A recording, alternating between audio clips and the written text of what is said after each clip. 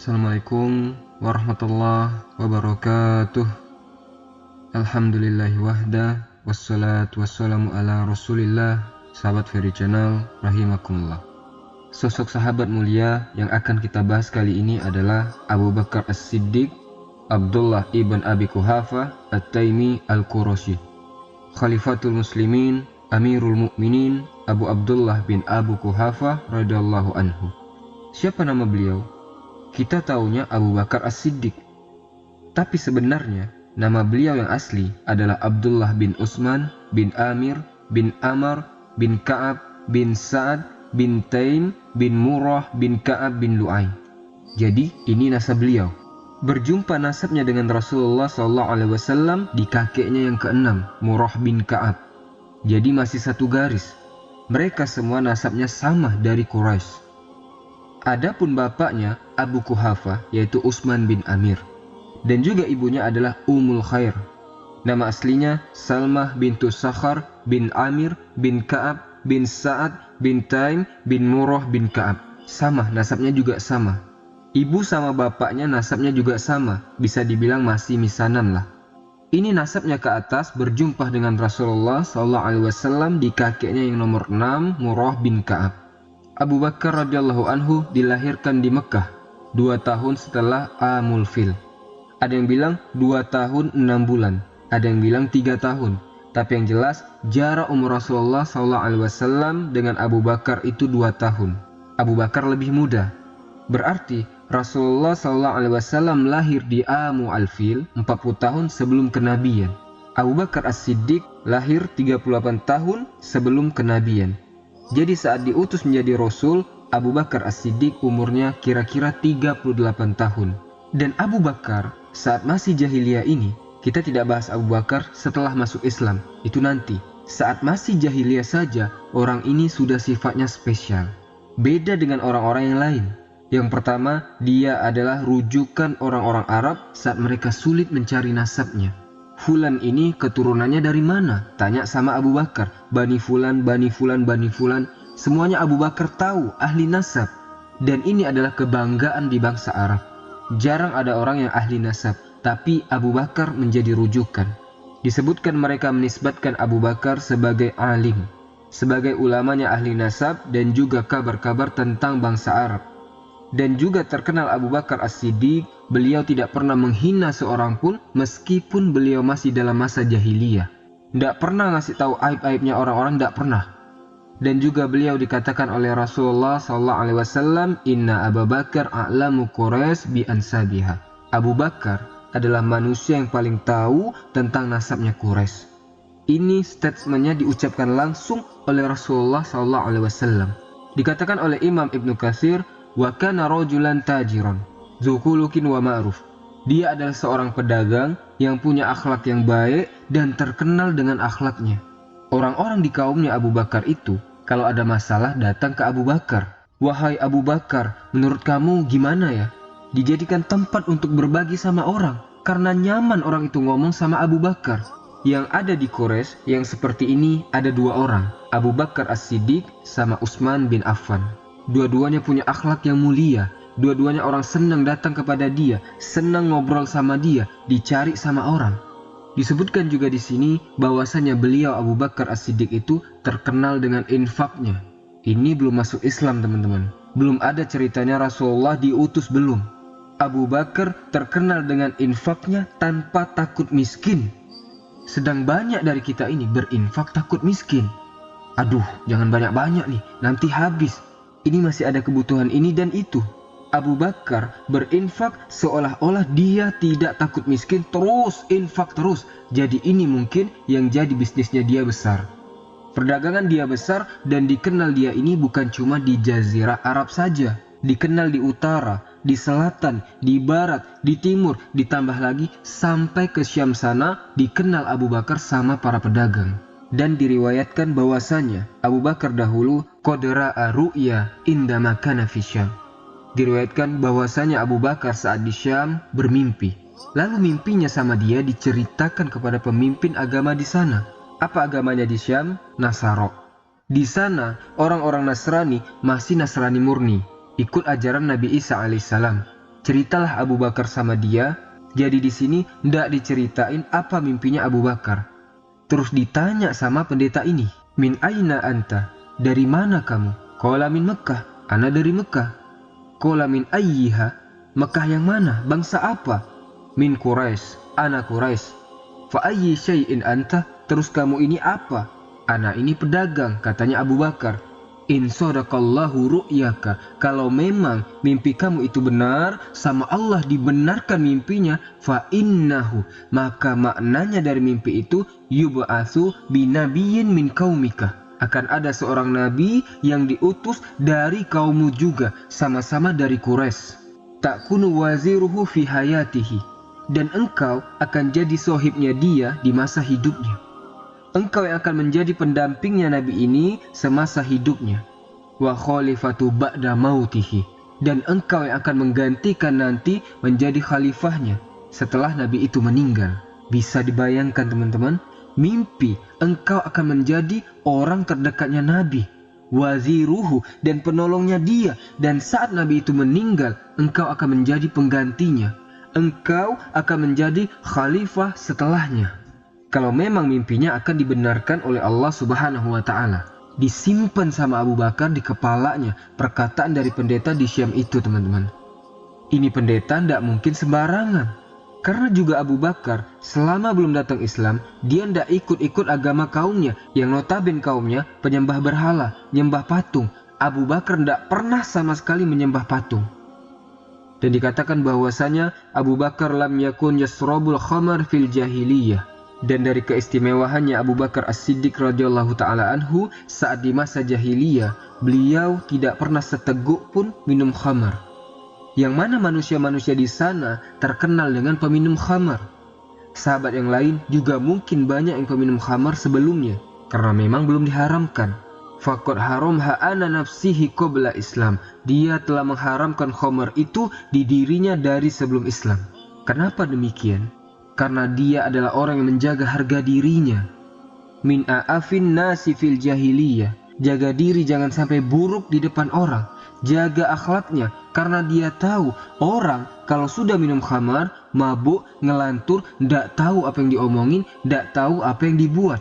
Disebutkan bahwasanya Abu Bakar pernah melewati seseorang laki-laki yang sedang mabuk. Kemudian dia taruh tangannya di kotoran-kotorannya hewan. Wa yadinuha min fihi. Habis dia pegang kotoran itu, terus kotorannya didekatin ke mulutnya dia. Faqala Abu Bakar. Saat Abu Bakar melihat hal itu, inna hadza la yadri ma yasna. Sungguh orang ini tidak tahu apa yang sedang dia perbuat. Padahal dia ini tahu ini baunya kayak gimana. Karena apa dia bisa begitu? Karena dia di bawah kendalinya khamar. Dia tidak tahu apa yang dibuat. Jangan sampai ana kayak gitu, katanya Abu Bakar. Ana tidak mau minum. Telah diharamkan bagi dirinya sendiri Abu Bakar sebelum ada syariat Islam. Dan juga diriwayatkan di riwayat yang lain bahwasanya Abu Bakar lam yasjud li sonamin qattun. Abu Bakar tidak pernah sujud kepada patung manapun sebelum ada agama Islam. Sebelum diutus Rasulullah SAW sama sekali.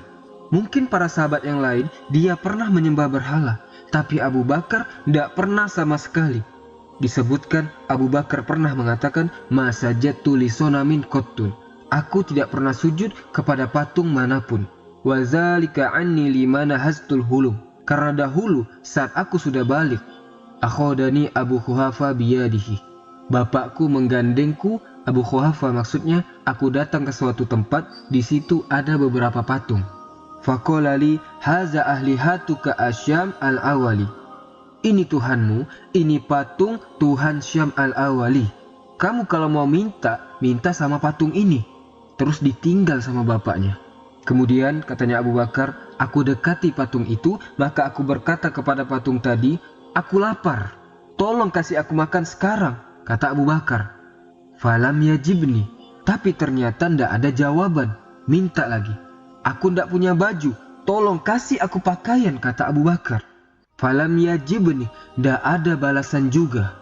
Karena aku minta ndak ada jawaban, ana ambil batu, kemudian ana lempar patungnya sama batu, jatuh patungnya tersungkur.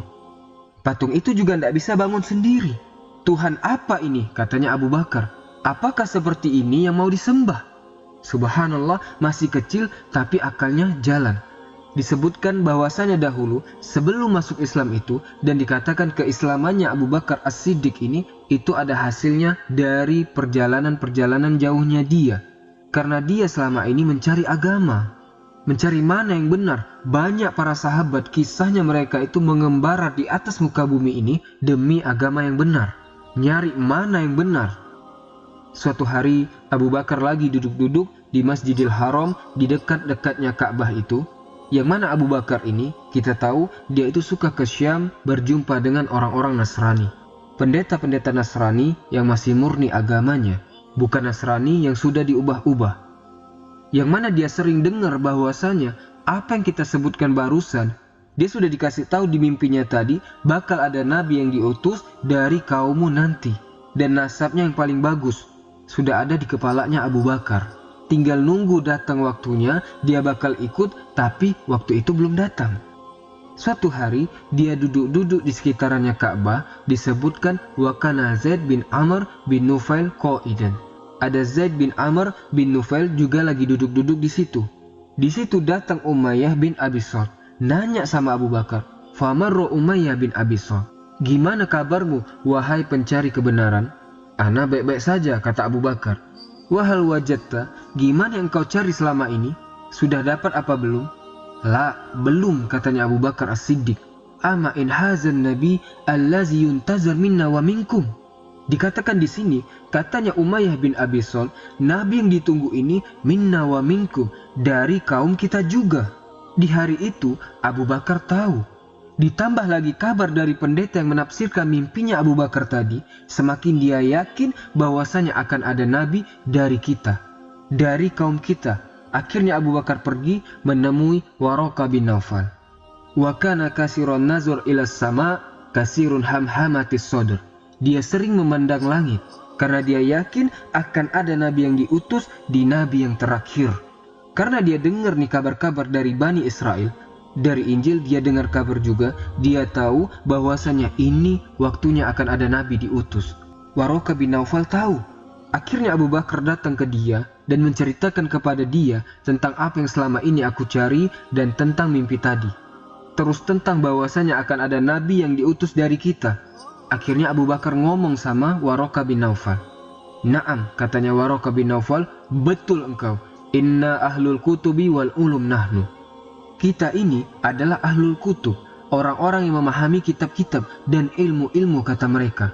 Sungguh, nabi yang ditunggu sekarang ini dari tengah-tengah nasab bangsa Arab. Katanya Abu Bakar, "Ana yang paling tahu sama ilmu nasab."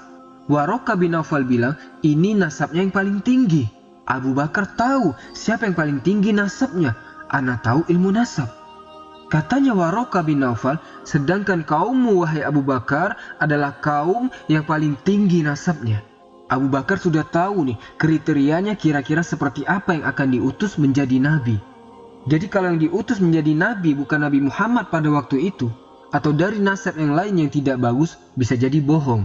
Tapi kabar ini datang, kabar yang masuk ke telinganya Abu Bakar, kabarnya valid dan kabarnya sama semua. Waraqah bin Naufal tidak mungkin berbohong. Dia imam, orang dipercaya saat itu. Ditambah kalau disinkronisasi sama omongannya pendeta di Syam itu, sama atau enggak? Sama, sedangkan Waraqah bin Naufal tidak pernah jumpa sama pendeta yang di Syam. Berarti kemungkinan besar ini kabarnya benar. Katanya Abu Bakar kembali, "Ya am, wahai paman," katanya Abu Bakar, "ma yaqulun nabi." Nanti dia itu bakal ngomong apa? Apa yang akan dia sampaikan? Yaqulu ma kilalahu. Dia akan mengatakan apa yang dikasih tahu kepada dia. Maksudnya dikasih tahu sama Allah Subhanahu wa taala lewat wahyu. Illa annahu, kecuali dia la yadzlim wa la yuzlam. Falamma bu'isa Rasulullah sallallahu alaihi wasallam, yang mana saat datang waktu itu teman-teman diutus Rasulullah sallallahu alaihi wasallam, yang mana kita tahu kisahnya di Gua Hira turun malaikat Jibril. Rasulullah disuruh apa? Iqra. Rasulullah SAW bilang, "Ma'ana biqari, ana ndak bisa baca." Iqra. Terus ana ndak bisa baca, kata Rasulullah. Iqra bismi rabbikal ladzi khalaq. Dimasukkan ke hatinya sama malaikat Jibril, gemetar Rasulullah, takut. Turun dari gua Hira, pulang gemetaran, ketakutan, cerita sama Khadijah. Khadijah mendatangi Waraqah ibnu Naufal dan cerita apa yang dialami Rasulullah. Apa katanya Waraqah ibnu Naufal? Kita tahu semua, yang datang kepadamu adalah An-Namus, malaikat Jibril, yang pernah datang kepada Nabi Musa alaihissalam. Aku berharap, kata Waraqah bin Naufal, jika aku ada umur, aku bisa membelamu saat nanti engkau diusir oleh kaummu. Itu katanya Waraqah ibnu Naufal. Tidak lama setelah itu beliau meninggal dunia. Sebelum Rasulullah SAW dakwah terang-terangan, Waraqah sudah meninggal dunia. Dikisahkan juga teman-teman sekalian, bahwasanya Abu Bakar As-Siddiq itu sudah tahu sama yang namanya Muhammad bin Abdillah. Sudah dari dulu sudah tahu. Pengetahuan yang benar-benar dia tahu saat masih zaman jahiliyah dulu. Dikisahkan oleh Imam Ibnu Ishaq dan yang lain. Abu Bakar ini sudah sohiban sama Rasulullah dari sebelum diutus Rasulullah menjadi nabi. Disebutkan bahwasanya kana ya'lamu min sidqihi wa amanatihi wa husni sijiyatihi.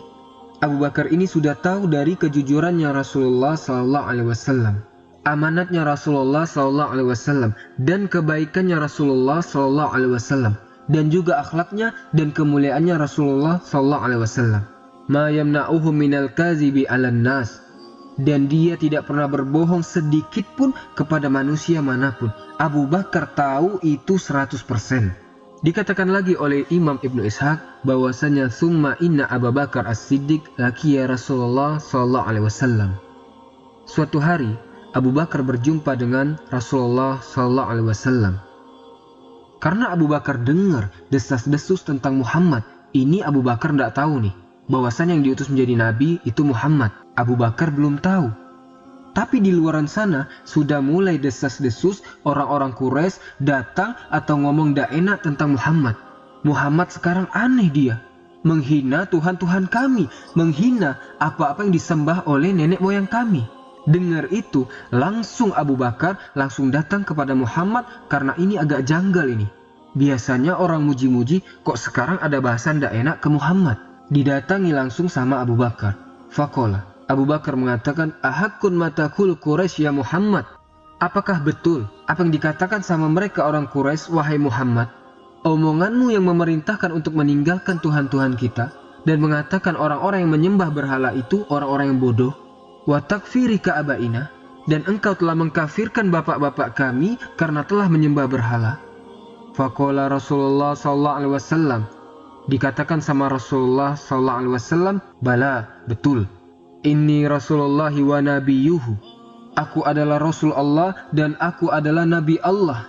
Aku diutus untuk menyampaikan risalah dari Allah Subhanahu wa ta'ala. Ad'uka ya Abu Bakar illallah. Aku memanggilmu wahai Abu Bakar. Aku mendakwahkanmu kepada Allah Subhanahu wa ta'ala. Wahdahu la syarikalah. Yang Maha Esa, yang tidak ada sekutu baginya. Wala ta'bud khairahu, dan kamu tidak boleh menyembah selain Allah Subhanahu wa ta'ala, dan engkau harus selalu taat kepada Allah Subhanahu wa ta'ala. Akhirnya dibacakan Quran oleh Rasulullah SAW, maka diam Abu Bakar. Fa aslama. Abu Bakar menerima dan tidak pernah mengingkarinya. Wa kafar bil aslam. Langsung Abu Bakar kufur kepada patung-patung dan terang-terangan dia menisbatkan dirinya kepada Islam. Wa roja'a Abu Bakar wa huwa mu'minun musaddiqun. Karena dengar tadi datang ke Rasulullah, tanya, dikasih tahu sama Rasulullah, detik itu langsung beriman tanpa ada penolakan. Pulang dalam keadaan Islam. Telah diriwayatkan juga dari Rasulullah SAW bahwasanya Rasulullah bersabda, "Ma da'autu ahadan ilal Islam." Tidaklah aku mendakwakan seseorang kepada agama Islam kecuali pasti ada penolakan. Pasti ada keraguan, pikir dulu dan lain sebagainya. Illa Abu Bakar, kecuali Abu Bakar. Tidak ada penolakan sedikit pun saat aku mendakwakannya. Wala taraddudun fi, dan tidak ada keraguan saat dia mendengar apa yang aku sampaikan. Langsung detik itu masuk Islam Abu Bakar. Dan juga di riwayat yang lain, Rasulullah SAW saat ada beberapa sahabat yang bikin Abu Bakar tidak enak hati, Rasulullah tidak terima teman-teman. Sama Rasulullah dibela. Saat itu ada masalah sedikit sama Umar bin Khattab. Urusan sedikit, urusan hal-hal sepele. Tapi apa yang dikatakan oleh Rasulullah SAW? Langsung Rasulullah mengatakan, Innallaha ba'asani ilaikum fakultum kazab. Sungguh aku diutus oleh Allah Subhanahu wa Ta'ala kepada kalian, dan tidaklah kalian kecuali mengatakan engkau bohong wahai Muhammad. Banyak dari para sahabat yang mengatakan Nabi Muhammad dulu bohong sebelum mereka masuk Islam. Wa qala Abu Bakar sodak. Sedangkan Abu Bakar langsung bilang, engkau jujur wahai Rasulullah, ana percaya. Dan dia Abu Bakar menolongku dengan hartanya dan dengan jiwanya. Fahal antum tariku li sahibi? Apa kalian bisa ndak ganggu sahabatku? Diulang sama Rasulullah lagi, fahal antum tariku li sahibi? Bisakah kalian ndak ganggu sahabatku? Dibela sama Rasulullah sallallahu alaihi wasallam. Dikatakan, fakana Abu Bakar awwalu man aslama binar rijali ahron. Abu Bakar adalah manusia pertama yang masuk Islam dari orang-orang yang merdeka. Warawal Imam Ahmad, diriwayatkan oleh Imam Ahmad, wa Muhammad bin Majah Ibnu Majah an Ibnu Mas'ud annahu qala, dari Abdullah Ibnu Mas'ud bahwasanya dia mengatakan, awwaluman ajharul Islam sab'atun. Yang pertama kali memperlihatkan keislamannya ada 7 orang. Yang pertama Rasulullah SAW, yang kedua Abu Bakar As-Siddiq, yang ketiga Ammar bin Yasir, yang keempat Sumayyah ibunya Ammar bin Yasir, kelima Suhaib Ar-Rumi, keenam Bilal bin Rabbah, dan ketujuh Mihdad. 7 orang yang di awal-awal menampakkan keislamannya. Saat menunjukkan keislaman mereka, 7 orang ini, fa'amma Rasulullah SAW famana'ahu Allahu bi'ammi. Rasulullah dijaga sama pamannya. Kaumnya ndak berani deket-deket. Mau nyerang, mau menindas, ndak berani kaumnya. Sama Abu Thalib dijaga. Wa amma Abu Bakar ma'na'ahu Allahu biqaumihi. Allah juga jaga Abu Bakar dengan dijaga sama kaumnya Bani Taim. Abu Bakar ini kenapa dibilang Abu Bakar? Padahal anaknya bukan bernama Bakar. Kok jadi Abu Bakar? Kenapa? Abu Bakar ini adalah sebutan bagi pemimpin satu kaum. Abu Bakar. Jadi disegani Abu Bakar ini sama Bani Taim. Dijaga sama Abu Bakar sama kabilahnya dia. Sehingga kafir Quraisy saat tahu Abu Bakar masuk Islam, tidak berani mau ganggu Abu Bakar. Karena dibela sama kaumnya. Rasulullah dijaga sama pamannya, Abu Bakar dijaga sama kaumnya. Wa amma sa'iruhum. Adapun yang lain, mereka disiksa dan dihajar. Kenapa? Ammar bin Yasir, dia seorang budak. Dia disiksa habis-habisan. Ibunya juga disiksa sampai ditombak kemaluannya dan mati. Bapaknya juga disiksa sampai mati. Mihdad juga habis disiksa. Bilal bin Rabbah disiksa sama majikannya. Dipakaikan baju besi, diseret, disorak-sorak sama anak-anak kecil di Mekah, dilempari batu, terus diseret ke tempat yang paling panas di Mekah. Kemudian ditimpa batu badannya Bilal, disuruh murtad dari agamanya Muhammad. Terus disiksa sama Umayyah sampai Bilal cuma bisa ngomong ahadun ahad, ahadun ahad. Orang-orang Quraisy hanya bisa melihat, tidak berani bantu. Karena ini yang turun petingginya Quraisy. Hanya Abu Bakar yang saat itu berani ngomong sama Umayyah. Kemudian datang Abu Bakar melobi Umayyah. Ditanya kepada Umayyah, wahai Umayyah, sudahlah, mau ngapain siksa orang ini? Udahlah, jual ke ana aja, ana beli. Kata Umayyah, berapa emangnya kamu mau beli? Kamu sebut berapa maunya, bukan ditawar sama Abu Bakar. Kalau tidak salah, minta 7 kantong emas. Dikasih 7 kantong emas, tidak pakai nawar lagi. Dibeli sama Abu Bakar, disuruh lepas, sudah terima uangnya, sudah selesai perdagangannya, ngomong Umayyah. Dia ini panas dadanya sama Abu Bakar As-Siddiq. Greget dia sama Abu Bakar, tapi dia tidak bisa, karena sama-sama orang terpandang. Karena kesel nih, ngomonglah Umayyah, kamu ini bodoh. Bilal ini budak tidak ada gunanya. Sama kamu dibeli 7 kantong. Kalau tadi kamu itu tawar 1 kantong, ana lepas tadi, katanya Umayyah. Bodoh kau Abu Bakar. Abu Bakar ini mau dibuat nyesel beli Bilal. Dibalik sama Abu Bakar, yang bodoh ente. Kamu yang bodoh Umayyah. Kalau kamu bilang tadi harganya 20 kantong emas, ana kasih 20 kantong. Diam Umayyah, tidak bisa jawab, pulang dia. Dan banyak teman-teman sekalian, mereka-mereka yang dibebaskan sama Abu Bakar As-Siddiq. Bukan dibeli jadi budak dia, bukan, tapi dibebasin. terus gitu, bebaskan budak.